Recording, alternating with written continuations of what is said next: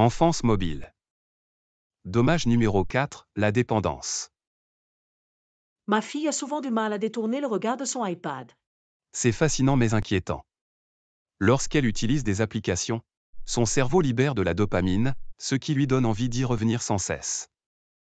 J'ai entendu parler de la dopamine. Mais comment affecte-t-elle réellement son comportement? La dopamine est liée au sentiment de plaisir et de douleur. Lorsque les enfants accomplissent quelque chose sur leurs appareils, ils se sentent bien et ont envie de ressentir à nouveau cette sensation. Il ne s'agit donc pas seulement de s'amuser? Cela peut-il réellement devenir une addiction?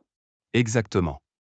Bien que la plupart des adolescents qui utilisent les réseaux sociaux ne soient pas accros, leurs désirs peuvent être manipulés par la conception des applications, de la même manière que fonctionnent les machines à sous. Cela semble alarmant. Comment ces applications retiennent-elles leur attention? Elles utilisent un processus en 4 étapes pour créer une boucle de formation d'habitude. Un déclencheur externe, une action, une récompense variable, puis retour au déclencheur. Pouvez-vous donner un exemple de ce processus? Bien sûr. Par exemple, une notification sur leur téléphone peut les inciter à consulter l'application, ce qui peut leur permettre d'obtenir une récompense potentielle comme des mentions, j'aime ou des commentaires. C'est logique. C'est donc conçu pour les garder engagés plus longtemps que prévu. Exactement. Cette conception est ancrée dans des techniques comportementales, qui peuvent être très efficaces pour capter l'attention.